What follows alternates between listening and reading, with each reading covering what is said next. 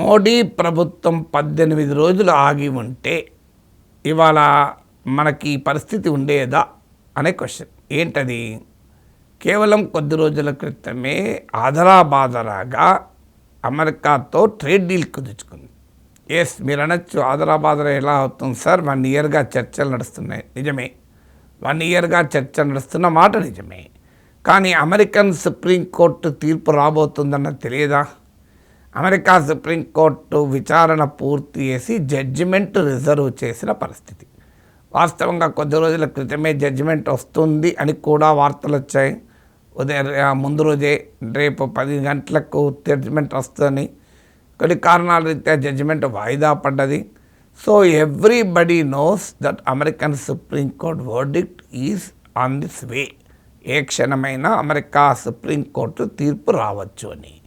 అలాగే American supreme court ట్రంప్కు వ్యతిరేకంగానే తీర్పు చెప్పే అవకాశం కూడా ఉన్నట్లు స్పష్టమైంది. ఎందుకు స్పష్టమైంది మీకు ఎలా తెలుస్తారంటే, లోయర్ కోర్టులు, దిగువ కోర్టులు ఆల్రెడీ ట్రంప్ టారిఫ్లు రాజ్యాంగ విరుద్ధమని తీర్పు చెప్పాయి. విచారణ సమయంలో అమెరికా సుప్రీంకోర్టు దీన్ని విచారిస్తున్న సమయంలో జడ్జెస్ ట్రంప్ అధికారం లేదు అనే రీతిలో, అర్థమచ్చే రీతిలో ప్రతికూలంగా, వ్యతిరేకంగా వ్యాఖ్యానాలు కూడా చేశారు. ఇందులో conservative judges, Trump appointed judges కూడా ఈ రకమైన వ్యాఖ్యలు చేశారు. ఇప్పుడు అదే జరిగింది కదా, ట్రంప్ నియమించిన 2 జడ్జిలకు కూడా ట్రంప్కు వ్యతిరేకంగానే తీర్పు చెప్పారు. సో ఇండికేషన్స్ చాలా క్లియర్గా ఉన్నాయి. అఫ్కోర్స్ ఎవరు కూడా కోర్టు తీర్పులు ప్రిడిక్ట్ చేయలేము. ఖచ్చితంగా అమెరికా సుప్రీంకోర్టు ఇలాగే తీర్పు చెప్తుంది అని ఎవరికి తెలియదు. కానీ but still indications are favourable. అంటే ట్రంప్ టారిఫ్లను కొట్టివేస్తుంది అనే సంకేతాలు స్పష్టంగా కనిపించాయి. పైగా విచారణ పూర్తయి తీర్పుకు సిద్ధంగా ఉంది. ఏం కొద్ది రోజులు ఆగితే ఏం కొంపలు మునుగుతాయి? ఇప్పుడు ఏడాది ఆగినప్పుడు లేని నష్టము ఒక 10 రోజుల్లో, 20 రోజుల్లో దేశం ఏమైనా అన్యాయం అవుతుందా?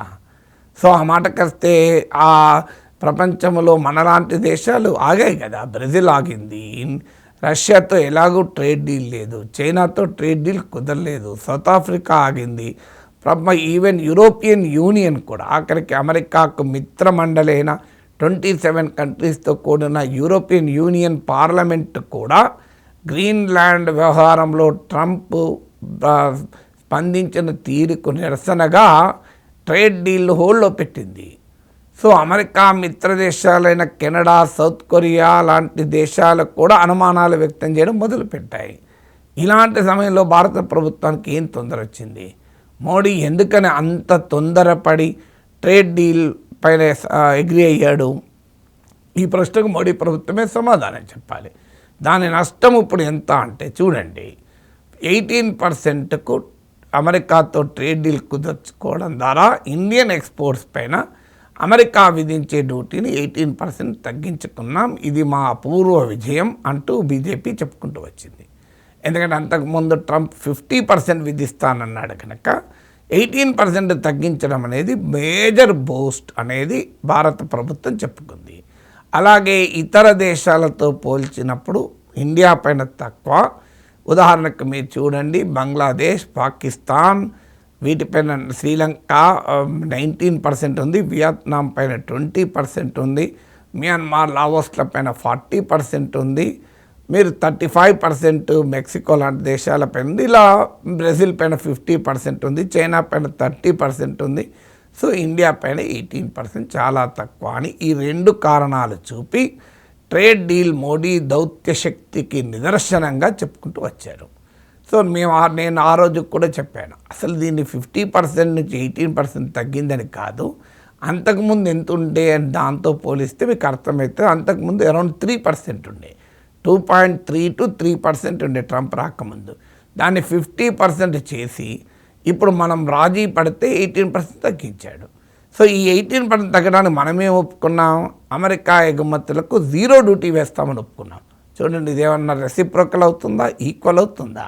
మన ఎగుమతుల పైన అమెరికా 18% వేస్తుందట, మనం మాత్రం 0 డ్యూటీ వేయాలట. సో ఇంత ఒప్పుకొని ఒక్క 0%కే కాదు, అసలు జెనెటికలీ మాడిఫైడ్ వాటిని ఎలో చేయకూడదని మన విధానం. కానీ సోయాబీన్ ఆయిల్కు మనం ఎలో చేస్తామని చెప్పాం. డ్రైడ్ డిస్టిల్లర్ గ్రెయిన్ సల్యూబుల్స్కి ఎలో చేసాం, అది జిఎం కార్న్తో తయారు చేస్తారు. సో ఇలా అడుగడుగున మనం రాజ్యాలు పడ్డాం. ఇండస్ట్రియల్ గూడ్స్కు ద్వారా ఇండియాలో మార్కెట్ యాక్సెస్ కల్పిస్తాం అమెరికన్ ఇండస్ట్రియల్ గూడ్స్ కన్నాం. సో నేను దీనిపైన అనేక రకాల వీడియోలు చేశాను. ఇప్పటికే భారత్ అమెరికా వాణిజ్య ఒప్పందం 10 భయాలను కూడా చెప్పాం. రష్యన్ ఆయిల్ కొనమని హామీ ఇచ్చాం. ఇవన్నీ చేసి ఆఖరికి ఎంత తగ్గించుకున్నాం? 18%. ఇప్పుడు అమెరికా సుప్రీంకోర్టు ఒప్పందంతో ఎంత తగ్గింది? అసలు 18% లేదు కదా. ఇప్పుడు ఆల్రెడీ ట్రంప్ ప్రకటించాడు 18 లేదు, 18 లేదు. ఇప్పుడు ఉన్నది ఎంత? ఇండియా పైన 18 ఉంటుందని చెప్తూనే తాజాగా వైట్ హౌస్ ఇచ్చిన క్లారిఫికేషన్ ఏంటి? 10% ట్రంప్ విధించినప్పుడు ట్రంప్ ఏమన్నాడు? ఇండియా పైన 18 ఉంటుంది, ఎందుకంటే మాతో ట్రేడ్ డీల్ ఒప్పుకున్నారు కదా అని. కానీ వైట్ హౌస్ ఇచ్చిన క్లారిఫికేషన్లు ఏమన్నారు? 10% ఉంటుంది అన్నారు. ఇప్పుడు లేదు, కాదంటే ఇప్పుడు 15% పెంచారు, 15% పెంచుతారన్నారు. సో ఏ రకంగా చూసినా ఇప్పుడు మన నష్టమే కదా. ఇప్పుడు ప్రపంచ దేశాలపైన ట్రంప్ 15% వేస్తుంటే మనం ఎందుకు 18% ఒప్పుకోవాలి? మనం 18% ఒప్పుకొని ఏం చేసాం? ఇన్ని రాయితీలు ఎందుకు ఇవ్వాలి? ఇప్పుడు ఏ రాయితీ లేకుండా కూడా ప్రపంచ దేశాలపైన 15% కదా. ఇప్పుడు ఉదాహరణకు బ్రెజిల్ పైన 50% వేశారు ఇండియాతో సహా. ఇప్పుడు ఎంత? బ్రెజిల్ పైన 15% తగ్గింది కదా.